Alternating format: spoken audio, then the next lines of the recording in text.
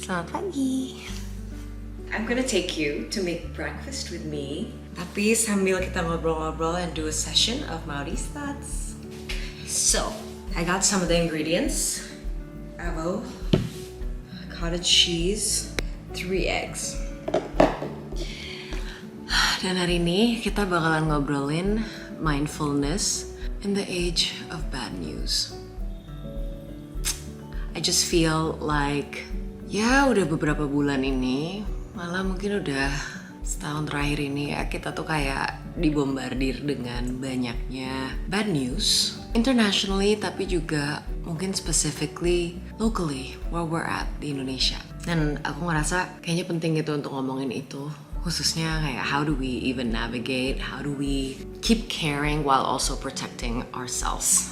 That is the question of the day.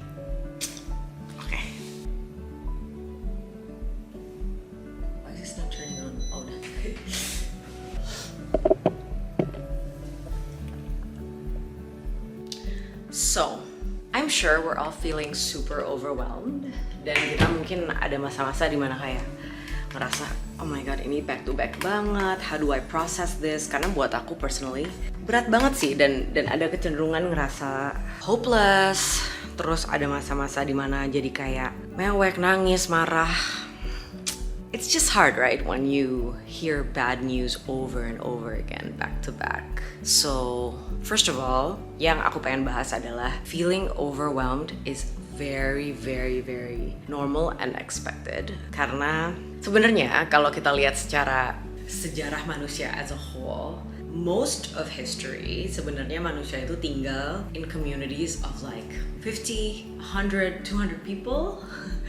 Jadi otak kita tuh nggak didesain sebenarnya untuk mendownload sebanyak itu kabar buruk. Karena biasanya kalaupun kita dengar kabar, ya skalanya seperti itu, skalanya komunitas yang lebih kecil. Jadi kalau namanya, oh kenapa nih gue merasa overload atau overwhelmed? There's actually like an evolutionary and a biological reason probably as to why our brain is just not keeping up with the scale of bad things, the scale of monstrosity that's happening in the world. So I kind of found comfort in that. Itu membuat aku lebih mengerti juga, why is it that my brain works the way that it does, and why is it that I'm so overwhelmed by this. Dan yang kedua, sebenarnya otak kita itu juga punya yang namanya negativity bias, dimana kalau kita ngelihat sesuatu yang negatif, yang bentuknya kritik atau mungkin kabar buruk, ada kecenderungan kita menginflasi itu di kepala kita. That's also kind of like an evolutionary drive that we have, that we spotlight or we exaggerate the bad things supaya kita bisa survive, supaya kita bisa fight, supaya kita bisa siap siaga terus gitu. And that means that whenever we see bad news, kita juga semakin menginflasi keadaan. Ada kecenderungan itu di otak kita, dimana mungkin kita jadi melihat, oh segalanya buruk. Jadi kita ngelihat sesuatu 10% buruk, tiba-tiba oh it's 90% bad. That's also a tendency yang mungkin kayak punya awareness itu tentang otak kita sendiri, juga bisa membantu kita mengenal diri sendiri dan membantu kita kayak memanage this situation. Oke, kita ceplok dulu.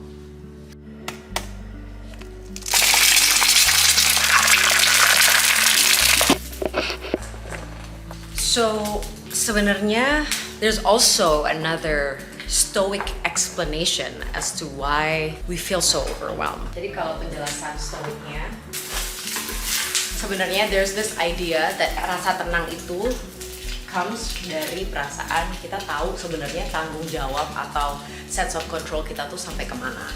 Kadang-kadang perasaan overwhelmed itu datang dari merasa benar-benar overwhelmed, kita nggak bisa mengkontrol hal itu, dan kita tuh sebenarnya melebur our sense of concern and empathy with what can I do. Dan pada saat kita nggak bisa apa-apa, pada saat kita merasa helpless, that will make us feel even more overwhelmed, even more anxious.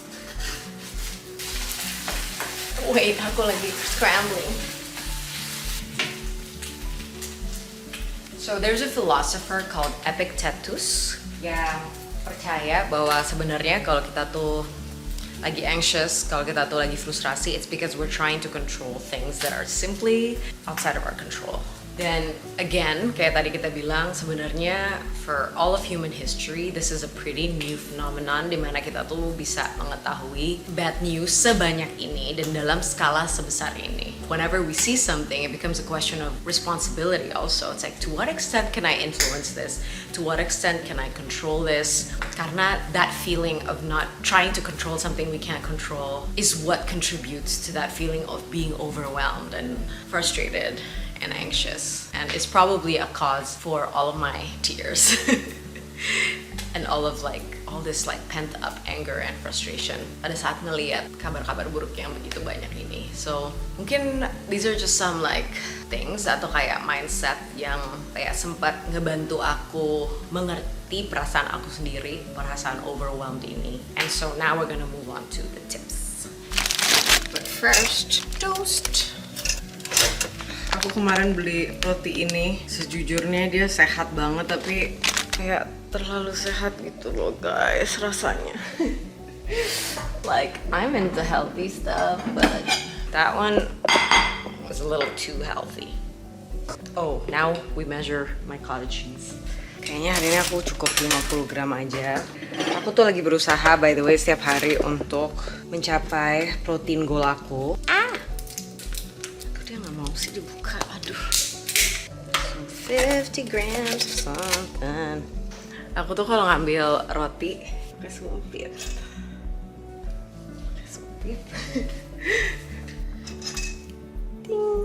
Alright, let's get into it. So, setelah punya awareness itu terhadap apa sih sebenarnya what's going on in my head, why am I so overwhelmed, dan lain-lain, akhirnya aku membuat juga beberapa keputusan. Because I really think at the end of the day, the mental load that you have in your brain and your attention is a resource. And we have a limited amount of it. Dan dalam situasi kayak gini, kita pasti punya dua kepentingan. Kita pengen terus up to date, kita pengen terus concern dan tahu apa sih yang terjadi, dan kita pengen terus peduli. Tapi di sisi lain kita mungkin juga ada elemen gimana nih, how do we protect our sanity, dan ya sesimpelnya kayak nggak jadi nangis dan dysfunctional setiap hari gitu kan because of all of this. Okay, we're ready to move into the table. And obviously you just kind of have to curate the information a little bit. Curate your information sources.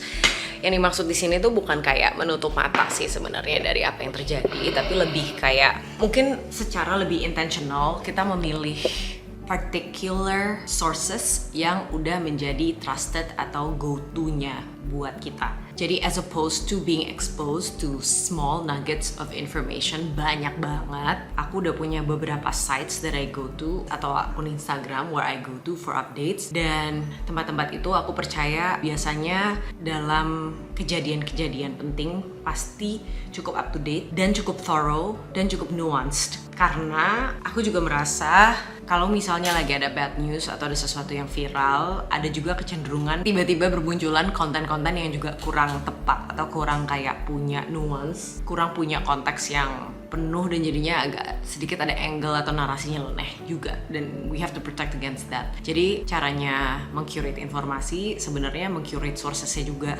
Jadi aku punya sources yang I trust, dan aku juga cenderung kayak pengen baca yang misalnya tulisannya long form gitu dibanding kayak nuggets.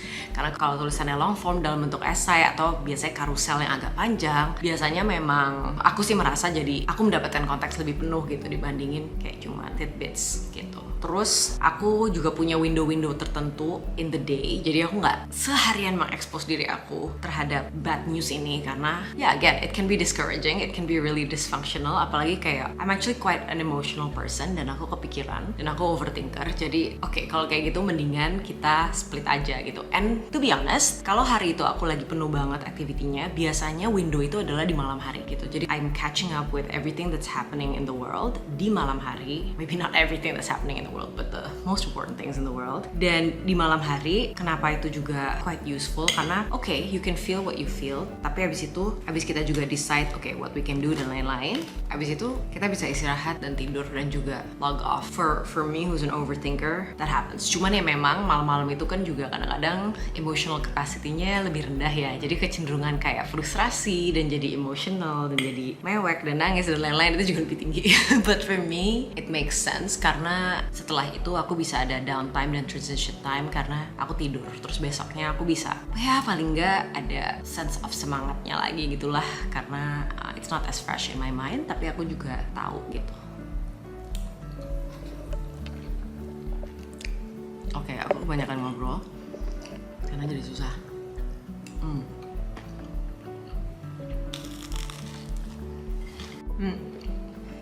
Oke, next. Pada saat kita membaca bad news yang sebegitu banyak, it's okay to decide when you're done. You don't have to read the 15th piece of content tentang news itu.